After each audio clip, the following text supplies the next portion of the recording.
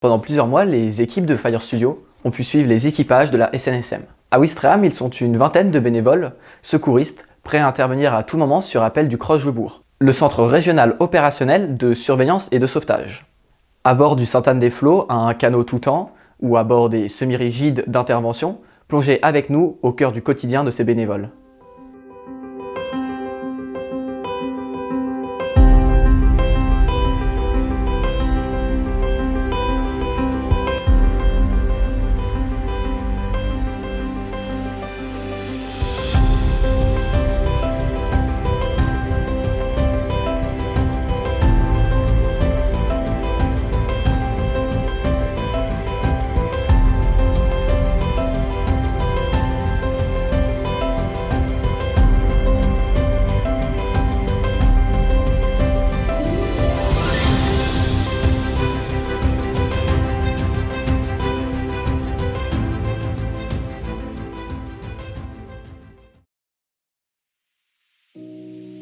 Le soleil se lève doucement sur Ouistreham, les habitants dorment encore, mais une vingtaine de bénévoles de la SNSM de Ouistreham, ainsi que de Dives-sur-Mer, se préparent pour partir en mer pour un exercice d'hélitreuillage avec l'hélicoptère Cayman de la Marine nationale.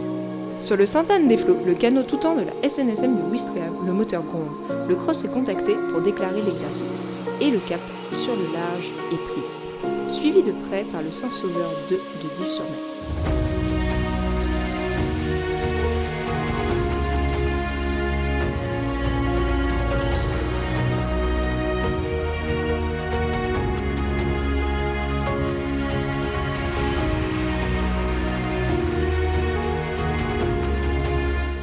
Il est 9h30 quand le patron du canot prend contact avec l'équipage de l'hélicoptère. Quelques échanges brefs sur les manœuvres à effectuer et le cap à prendre. 72 si vous voulez. 72.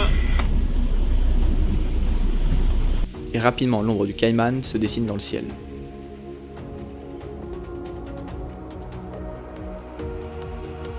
Romain, bénévole depuis plusieurs années, est sur le pont ce jour-là. Romain Dartenay, canotier depuis 2017. Je suis rentré le 1er janvier 2017 au canot. Mon papa en fait déjà partie depuis des années. Donc du coup j'ai suivi un peu la marche. Déjà avant tout on est canotier, donc c'est la première qualification, quoi. C'est sur le pont, tout ça. Ensuite moi j'ai passé mon permis côtier au sein de la SNSM. Ensuite, là, je vais passer mes formations pour faire mécanicien, pour relever mon papa. Avant tout, c'est une passion, la passion de la mer, je pense. Avant tout, il faut que ce soit une passion, hein. Si on fait ça par contrainte, on est mal. Puis voilà, je pense que nous, dans ma famille, j'étais marin-pêcheur de père en fille, donc voilà, je pense que ça se transmet dans les gènes.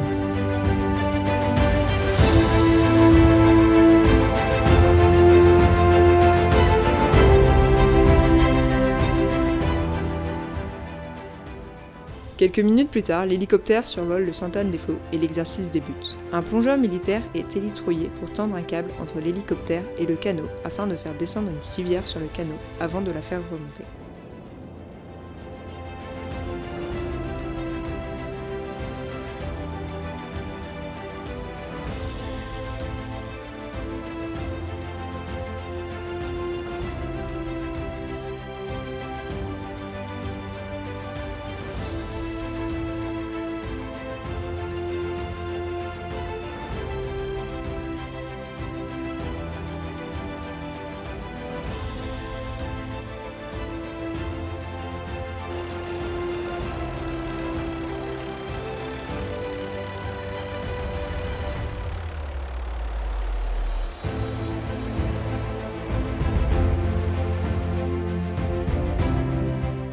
Ensuite, le plongeur est hélitreuillé à nouveau pour rejoindre l'hélicoptère qui s'éloigne des canots.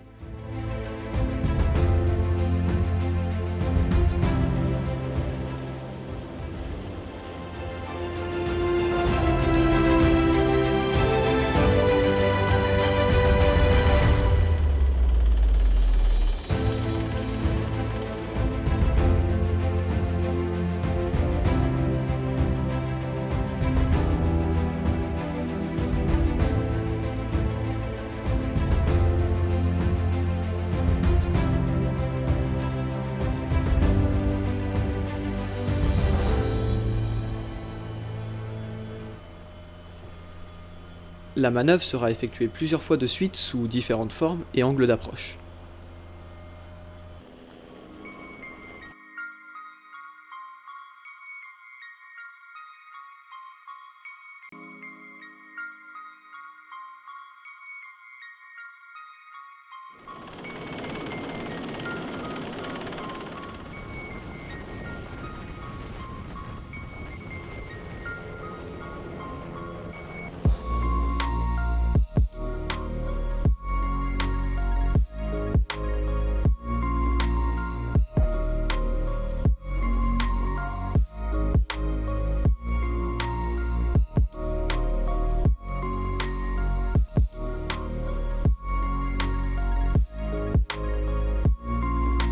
Ce qu'on aime faire, c'est du sauvetage, du secours à la personne, l'adrénaline, parce que du coup, on ne sait jamais sur quoi on part.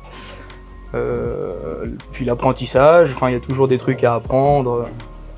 Donc dès que ça sonne, je viens en inter si je suis dans le secteur, forcément, parce qu'on a 15 minutes pour répondre à l'appel. Donc si je suis dans le secteur, oui, je viens. Puis après, on part sur le secteur demandé. Un mécano de bord intervient sur déjà les moteurs et sur un peu tout ce qui contient le bateau, quoi. Tout ce qui est, ça peut être l'hydraulique, la mécanique, puis tout l'entretien, quoi.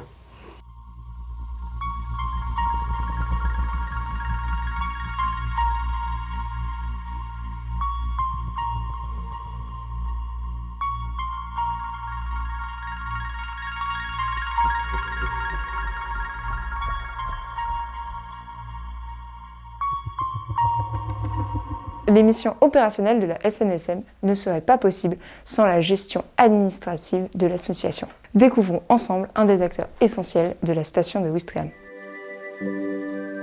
Patrick Rabineau, donc à la SNSM, il y en a qui disent que je suis un petit peu le couteau suisse parce que j'ai accumulé beaucoup de fonctions depuis le début.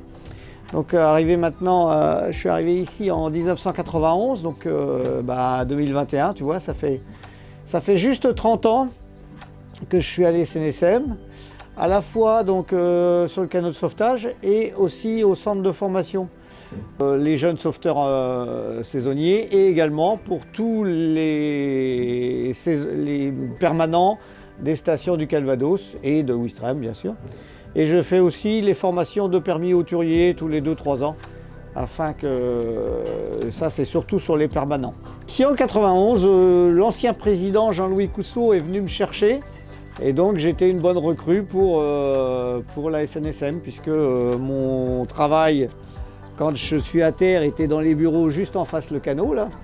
Donc j'étais vite à bord et puis donc j'avais les formations maritimes de chef de quart. C'est-à-dire donc responsable aussi de la navigation sur les bateaux. Et au niveau formation maritime, c'était une formation qui intéressait beaucoup le président de l'époque, Jean-Louis. Et donc je me suis retrouvé très vite aussi trésorier de la station. Et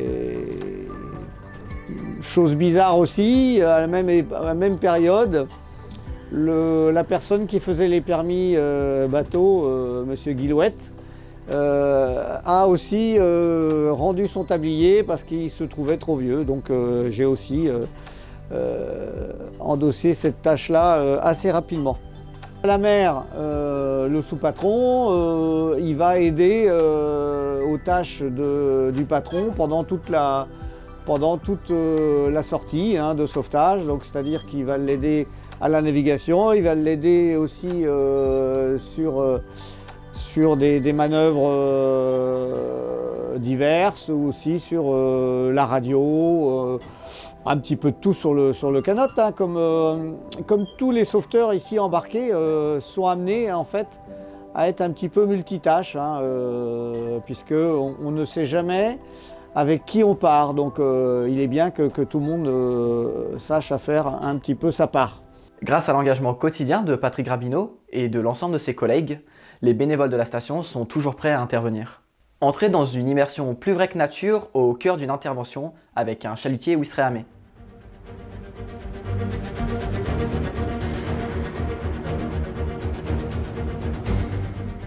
Samedi matin, dans les environs de 8h, la SNSM part en mer pour un marin blessé sur un chalutier. Il pleut et les conditions ne sont pas les meilleures, mais la SNSM a connu pire. Le canot tout temps et un semi-rigide sont déclenchés. Rapidement, la vedette de Dives-sur-Mer arrive également en renfort pour prendre en charge un deuxième blessé. Grâce au semi-rigide, une équipe de secouristes monte à bord du chalutier afin de réaliser un premier bilan des deux victimes. Découpez vos vêtements On va faire un bilan.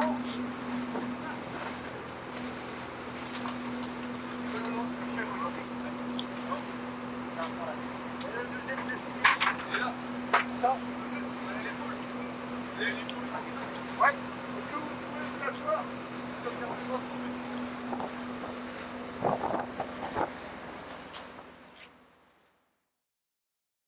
Les secouristes mettent en place un collier cervical à la victime.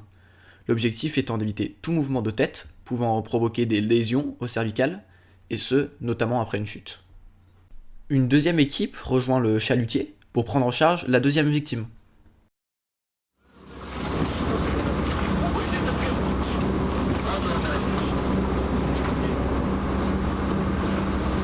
Donc là, il y a un homme avec un problème à l'épaule. D'accord.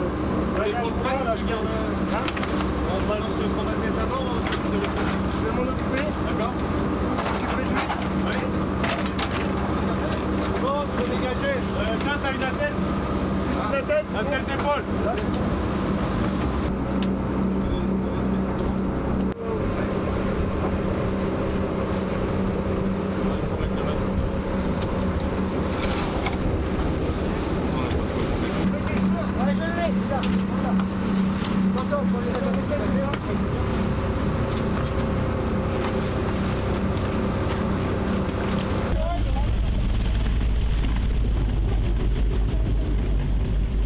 Afin de mettre en sécurité les victimes le plus rapidement, les secouristes immobilisent l'épaule de la deuxième victime à l'aide d'une attelle avant de l'évacuer sur le canot de Dives-sur-Mer.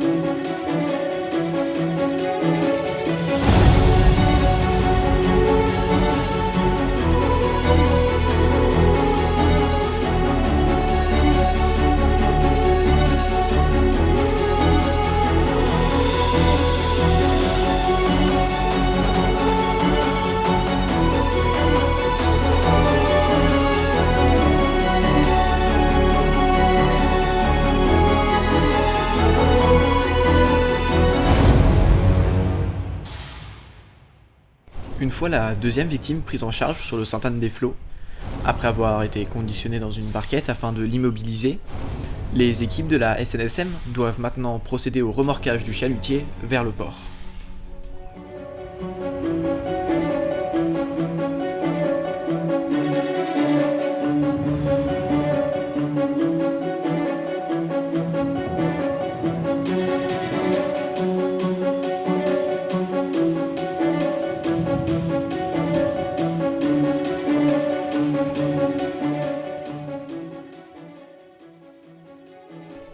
Fin d'intervention pour la SNSM.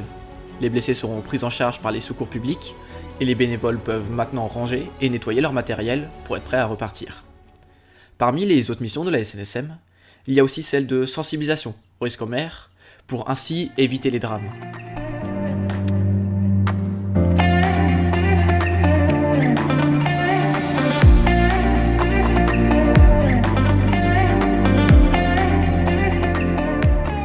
Aujourd'hui, on va voir les différents moyens dont on dispose en fait pour prévenir les secours en mer et se faire voir quand on est en détresse.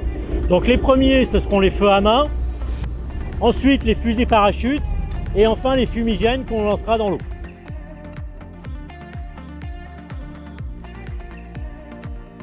Pour les feux à main, donc il faut savoir qu'ils sont obligatoires à partir du moment où on navigue au-delà de 2000 des côtes. Donc ces feux à main, ce sont des fumigènes qu'on va tenir toujours avec le vent dans le dos, de manière à ce que quand on va l'armer, la fumée parte plutôt devant nous que de se le prendre dans la figure. On prend la petite languette, on se dirige vers l'arrière du bateau, complètement vers l'arrière, et on tire la languette.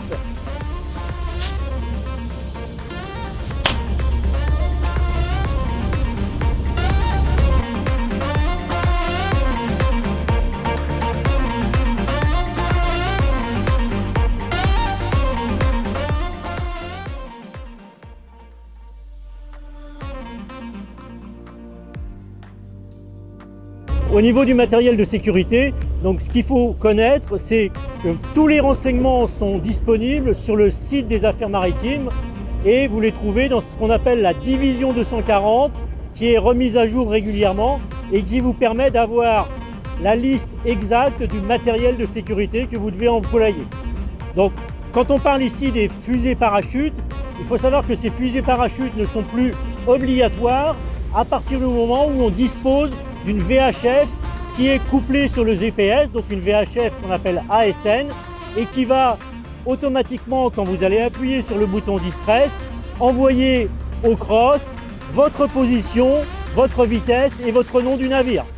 Ce qui fait que le cross recevra directement votre position. Tous les navires autour disposant d'une VHF ASN recevront également votre position. Donc n'hésitez pas, hein, vous pouvez...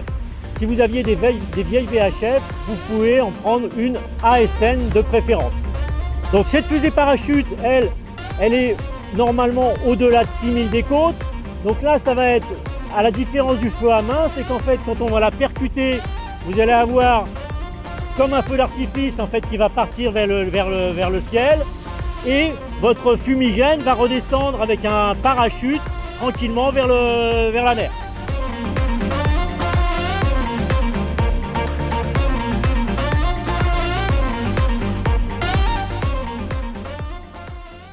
La sensibilisation, c'est à la fois sur le terrain, c'est-à-dire en mer, mais également sur le plancher des vaches, avec par exemple la boutique de la SNSM, tenue par Evelyne, bénévole depuis plusieurs années. Je m'appelle Madame Petit-Barral-Evelyne, j'ai 65 ans, je suis retraitée. L'engagement à la SNSM, c'est parce que je suis arrivée et j'ai été voir la SNSM pour être à la boutique. Quand je m'engage dans quelque chose, je le fais à fond. Et la boutique m'intéresse beaucoup. J'essaie d'y être le plus possible présent.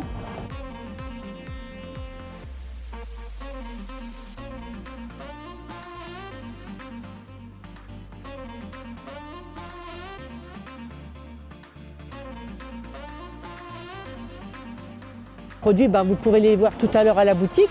C'est différent. On part sur du sweat, sur des suites, sur tout ce qui est pour hommes, femmes, en pull. On a aussi un rayon enfant qu'on a mis en place et c'est des produits qui se vendent très bien. Et puis après, divers objets comme des mugs, des tasses, des stylos, des crayons, des magnettes, des porte-clés, des couteaux. Enfin, il y a un bel achalandage, quoi. Quand on vend ces objets, le peu d'argent qu'on ramasse, on a aussi les dons qui viennent.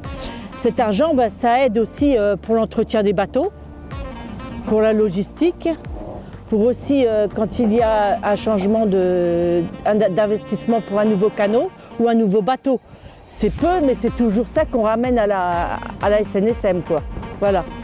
Moi, ça m'a apporté de rencontrer des gens qui, avec leur bénévolat, qui se dévouent le jour, la nuit, à n'importe quelle heure, qui partent en mer pour justement aller apporter de l'aide aux gens comme des plaisanciers, des bateaux de pêche, tout ce qui a trait au sport nautique et qui a besoin des fois qui sont en dérive quoi. Et ils ont besoin, et ces gens-là ne comptent pas leurs heures, rien. C'est des gens formidables quoi.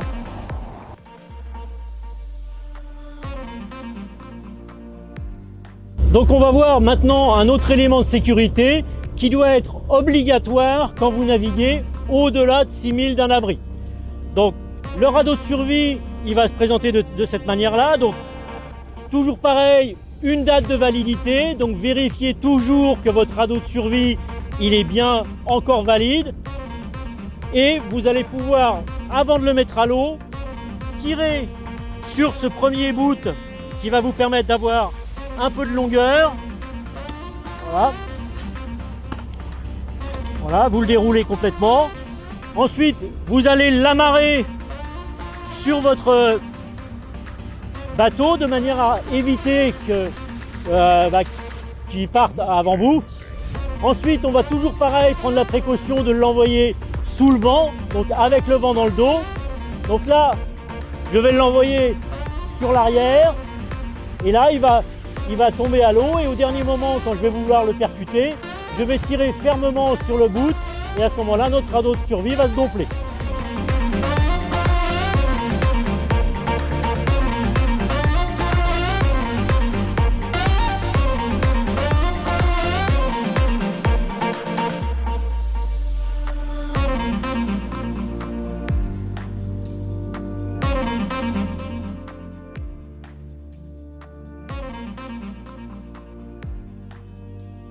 Éventuellement avoir à bord de votre navire, mais qui n'est plus obligatoire, c'est un fumigène. Donc le fumigène, l'avantage, c'est qu'en fait, ça va vous faire une fumée orange qui va être visible de loin et qui va vous permettre en fait d'être localisé beaucoup plus facilement. Donc toujours pareil, on retire le bouchon, on a ici une petite tirette, j'attrape le petit bouchon, je percute.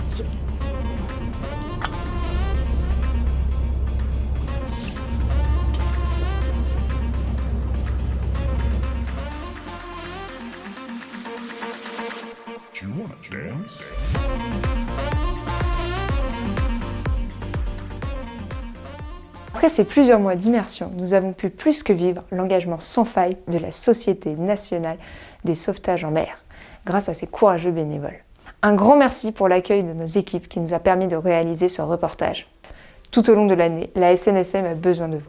Soutenez-les en ligne sur je soutiens.snsm.org.